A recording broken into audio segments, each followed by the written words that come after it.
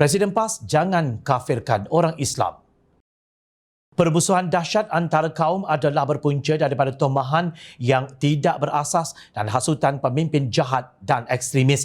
Naib Presiden Amanah Datuk Seri Mujahid Yusof Rawa menyelar Presiden PAS Tan Sri Abdul Hadi Awang yang jelas mengkafirkan orang Islam. Saya tidak hairan jika pengikut PAS didoktrin oleh kepimpinannya bahawa mereka sahaja yang mewakili jemaah Islam dan jemaah Islam itu adalah PAS. Parti yang asalnya berdaftar dalam kerangka hak berpersatuan dalam perlembagaan kini melampaui batas dengan ideologi politik ekstrim yang menggunakan nama Islam sebagai wajah luaran. Penulisan terbaru minda Presiden PAS menyalahkan wajah sebenar sebalik nama Islam yang dijualnya. Demikian mukadimah tulisan Mujahid ketika mengulas artikel Abdul Hadi yang bertajuk Mengapa Islam mewajibkan mengundi. Salah satu ciri ideologi ekstrim atau takfiri ialah membina hubungan dalam konteks Muslim dan bukan Muslim di negara ini di atas premis permusuhan. Jelas dalam tulisan Presiden PAS, beliau menyifatkan politik hari ini dikuasai dan dipengaruhi oleh pengaruh bukan Islam yang membahayakan negara, ujar Mujahid.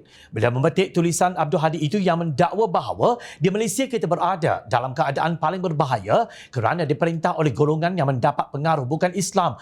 Dan ini berlaku apabila kita berpecah sehingga dikuasai oleh kerajaan yang didominasi oleh bukan Islam kerana ramai orang Islam yang tidak keluar mengundi.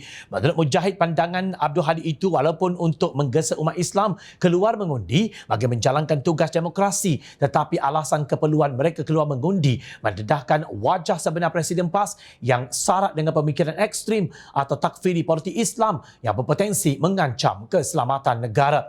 Satu ciri ekstremisme politik Islam ialah melabel orang lain dengan pelbagai label sebagai fatwa politik yang tidak ada asas, hujah maupun dalil. Fatwa politik minda Presiden PAS tiada lain melainkan terdorong untuk melepaskan dendam politik kerana hajat kuasa yang tidak kesampaian. Dalam penulisan beliau yang bertarikh 13 Jun lalu, beliau secara mudahnya melontarkan tuduhan kepada kerajaan campuran hari ini sebagai kalangan mereka yang tidak beriman dan tidak berakhlak, banduan, perasuah, penipu, tidak berakidah, tidak berakhlak dan dikelilingi pula oleh syaitan-syaitan bisu. Abdul Hadi berkata, hal ini berlaku akibat daripada meninggalkan kewajipan memilih pemimpin yang beriman dan berakhlak. Beliau mahu menyampaikan mesej bahawa pemimpin beriman dan berakhlak hanyalah daripada parti PAS dan sesiapa sahaja yang berbaik dengannya. Noktah. Tempelak Mujahid. Bekas Menteri Agama Kerajaan Pakatan Harapan itu menyifatkan tulisan Abdul Hadi amat mudarat kerana menjana permusuhan menerusi ekstremisme. Minda Presiden PAS berpotensi membawa mudarat boleh menyebabkan rakyat bermusuhan sesama sendiri kerana pendekatan politik takfiri iaitu melabelkan orang lain tidak beriman dengan senang hati bercirikan elemen ekstremisme. Lebih bahaya wakil rakyatnya berlega di ruang demokrasi berparlimen dan pemerintah negeri Kelantan, Terengganu dan juga Kedah. Dalam benak wakil-wakil rakyat PAS tersemat nilai politik ekstremisme berpunca daripada doktrin minda Presiden PAS yang mereka sanjung dan puja. Ujarnya, Mujahid menyarankan Abdul Hadi supaya membaca buku orang lain demi membuka mindanya ke arah politik rahmah dan madani.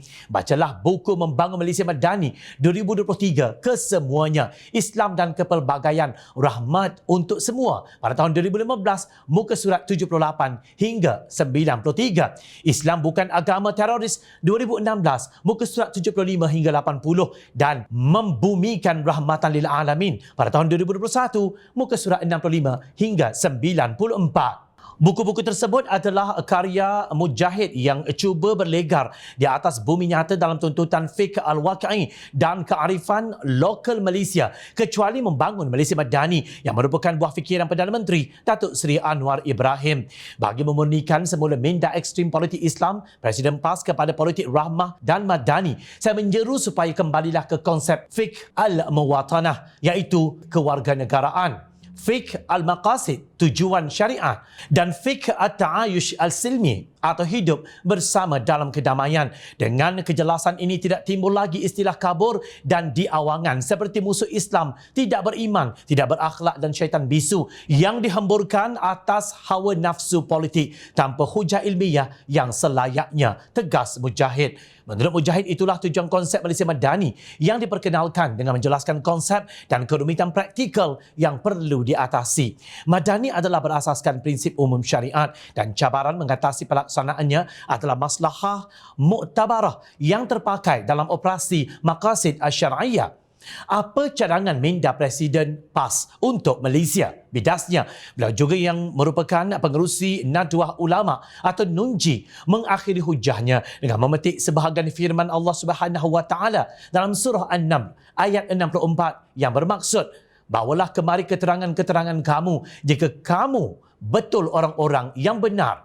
Sehari selepas menularkan artikelnya yang jelas mengkafirkan orang Islam itu, Abdul Hadi menulis dalam ruangan yang sama yang bertajuk PAS Terus Istiqamah dengan mendakwa bahawa PAS bersikap anjal iaitu fleksibel dalam menangani strategi politik dan situasi yang berubah. Beliau menyerang UMNO kononnya memilih DAP, komponen Pakatan Harapan, disebabkan jawatan Timbalan Perdana Menteri, Menteri Besar dan lain-lain. Apabila PAS menyertai Gerakan Perpaduan Melayu, terdapat kalangan yang melakukan provokasi dan mendedahkan sifat buta agama mereka yang lebih berbahaya daripada buta huruf kerana akibat buta agama akan merana selepas meninggal dunia. Mereka mahu mengheret kepada sifat asabiyah yang sempit dan jahiliyah yang berdendam, bukannya berkasih sayang dan bermaafat. Ujarnya, untuk menjustifikasi tuhmahannya, Abdul Hadi terus menjual agama dengan memetik firman Allah Subhanahu Wa Taala dalam surah An-Nahl ayat 126 hingga 128 yang berbunyi begini. Dan jika kamu membalas kejahatan pihak lawan, maka balaslah dengan kejahatan yang sama seperti yang telah ditimpakan kepadamu. Akan tetapi, jika kamu bersabar, sesungguhnya itulah yang lebih baik bagi orang-orang yang sabar. Dan bersabarlah wahai Muhammad terhadap perbuatan dan telatah golongan yang ingkar itu, dan tidaklah berhasil kesabaran itu melainkan dengan memohon pertolongan Allah. Dan janganlah kamu bersedih hati terhadap kekafiran mereka, dan janganlah kamu berasa sempit dada terhadap apa-apa tipu daya yang dilakukan mereka. Sesungguhnya Allah bersama-sama orang yang bertakwa dan orang yang berbuat kebaikan. Kejahatan dan tipu daya apa yang dilakukan oleh Pakatan Harapan yang di dalamnya ada DAP terhadap PAS dan rakyat Malaysia apabila menerima penyertaan UMNO dalam kerajaan perpaduan demi kestabilan politik negara. Bukan rahsia PAS tak kala ada sedikit wang langsung tidak menunjukkan sifat tawaduk seperti yang dikehendaki Islam. Sebagai contoh, pada tahun 2020, Menteri Besar dan Esko Kelantan diberi kereta mewah Mercedes-Benz selain bonus pemberian khas RM50,000, sedangkan ketika itu rakyat sedang bergelut dengan kesukaran hidup dan menerima bekalan air karat bertahun-tahun lamanya. Malah, ahli Lembaga Pengarah Air Kelantan Sdn Bhd AKSB yang tidak cekap itu baru-baru ini diberi sagu hati Hari Raya Aidilfitri berjumlah RM10,000 seorang dan RM2,000 kepada setiausaha syarikat selain RM200 kepada setiap kaki tangannya. Abdul Hadi juga mengulangi tomahannya bahawa semua pihak adalah jahil dan bodoh agama kecuali PAS. Ada pula kalangan yang cuba membawa isu perkauman dengan mengaitkan PAS, menandakan kejahilan mereka terhadap perbezaan antara kecintaan kepada kaum dengan fanatik perkauman yang tidak ada dalam diri bangsa Melayu yang kuat beragama Islam. Kenyataan yang mendedahkan kejahilan mereka dalam perkara agama Islam. Maknanya, Penasihat Amanah Datuk Seri Ahmad Awang dan Datuk Abdul Ghani Samsudin serta Yang di-Pertua Yayasan Dakwah Islamiah Malaysia Yadim, Datuk Hasanuddin Muhammad Yunus dan juga Mujahid sendiri yang semua mereka terkenal dalam dunia Islam antarabangsa itu turut didakwa kafir dan jahil agama oleh Abdul Hadi kerana berada dalam Pakatan Harapan. Hari ini PAS menunjukkan keanjalan politiknya menerusi kerjasama dengan gerakan yang terang-terangan menolak hudud dan Tun Dr. Mahathir yang mendakwa Amanat Hadi pada tahun 1981 sebagai punca berlakunya peristiwa Memali. Benarlah agaknya 14 mangsa yang terkorban dalam tragedi berdarah Memali 1985 sebagai mati katak, bukan mati syahid seperti yang disebut Tun Dr. Mahathir. Hakikatnya Pakatan Harapanlah parti yang berpegang kepada kasih sayang dan kemaafan. Mereka memaafkan dan menerima UMNO BN yang pernah menghina pengerusi Pakatan Harapan dan DAP dengan naratif No Anwar, No DAP pada satu ketika masa dahulu untuk membentuk Kerajaan Perpaduan Malaysia Madani demi negara tercinta. PAS pula sekadar sebuah parti politik yang presidennya gemar mengkafirkan orang Islam demi kuasa. Justru jom China kembalikan ayat Presiden PAS kepada Presiden PAS dan para walaun untuk benar-benar menghadamnya. Jangan membuat kenyataan sewenang-wenangnya, nanti akan mendedahkan kejahilan dan kebodohan agama orang Melayu Islam bukan bodoh. Ingat, rakyat sentiasa memerhati.